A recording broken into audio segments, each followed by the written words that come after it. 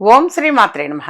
ఇప్పుడు తెలియజేసే అంశము వైకుంఠ ఏకాదశి రోజు అంటే ఈ ముక్కోటి ఏకాదశి నాడు అన్నం తినకూడదు అంటారు. అంటే బియ్యంతో మనం అన్నం అంటే మరి బియ్యంతో వండుతాం. ఆ పదార్థం అన్నం తినకూడదు అంటారు. అలాగే బియ్యంతో చేసినటువంటిది ఏదైనా అంటే ఆ బియ్యం నాడించి ఆ వరిపిండి అంటాం, అది కావచ్చు, పిండితో చేసేటువంటిది కావచ్చు, లేదా దోశలు కావచ్చు, బియ్యపు రవ్వ కావచ్చు, బియ్యంతో మనం ప్రిపేర్ చేసేటువంటి ఏ పదార్థం కూడా తినకూడదు అని చెప్పేసి చెప్తారు. దానికి కూడా ఒక చిన్న కథ ఉంది నాన్న. అందుకోసం అవి పెద్దవాళ్ళు తినద్దు అని చెప్పేవాళ్ళు యథార్థంగా. అలా తినకుండా ఉండి రాత్రిపూట కూడా పళ్ళు తింటారు. రాత్రిపూట పళ్ళు తిని మరుసటి రోజు ఉదయము ద్వాదశి తిథి నాడు చక్కగా ఫ్రెష్ అప్ అయిన తర్వాత మహానైవేద్యం అని అంటాం. అంటే అంతా భోజనం వంట అంతా ప్రిపేర్ అయిన తర్వాత అది నైవేద్యం పెట్టి మీ వీలైతే ఒక బ్రాహ్మణుడికి పిలిచి భోజనం పెట్టి వీళ్ళు తింటారు. ఆ రోజు ద్వాదశి తిథి నాడు తింటారు. అది పద్ధతి. సరే, ఆ రోజు వైకుంఠ ఏకాదశి నాడు మరి బియ్యం తినకూడదు. అంటే బియ్యంతో వండినటువంటి ఏ పదార్థం కూడా తినకూడదు అని అంటారు. పద్మపురాణం ప్రకారం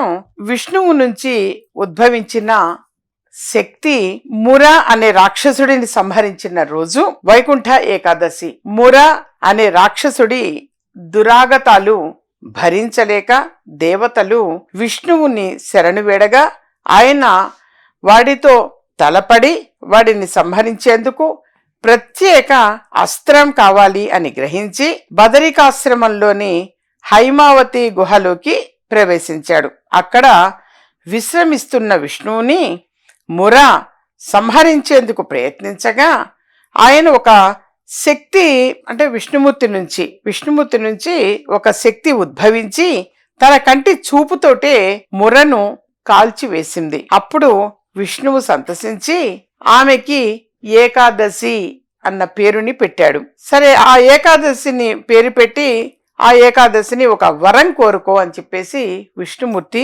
కోరతాడు. ఆ రోజున ఉపవాసం ఉన్న వారి పాపాలను పరిహరించాలని ఆమె కోరింది.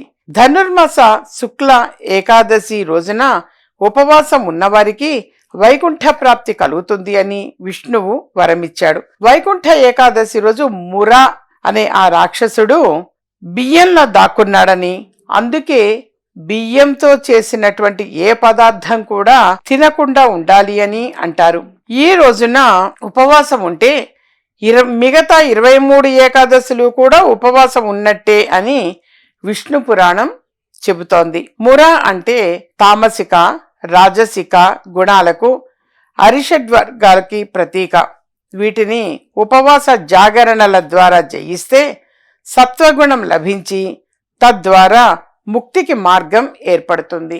వరి అన్నంలో ముర నివాసం ఉంటాడు కనుక మందబుద్ధిని ఇచ్చి జాగరూకతను దెబ్బతీస్తాడు అని అంతరార్థం.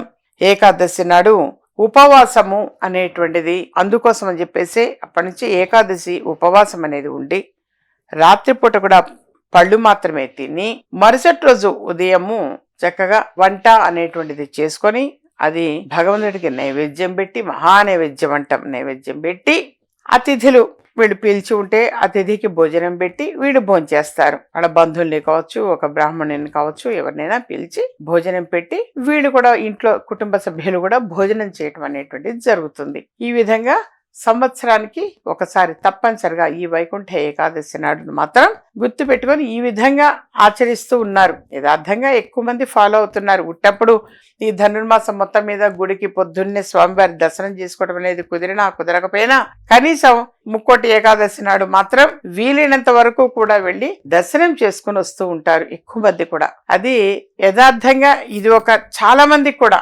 గమనించండి, ఇది ఒక అలవాటుగా ఆనవాయితీగా కూడా ఉంటుంది. వాస్తవంగా చాలా చాలా మంచిది. ఆ విధంగా ఆ రోజున విష్ణుమూర్తి దర్శనము అనేది చేసుకోవడం, అది కూడా ఉత్తర ద్వార దర్శనము. ఆ దర్శనం అనేది కూడా ఉత్తర ద్వార దర్శనము, ఉత్తర ద్వారం గుండానే ఆ రోజు ఉంటుంది.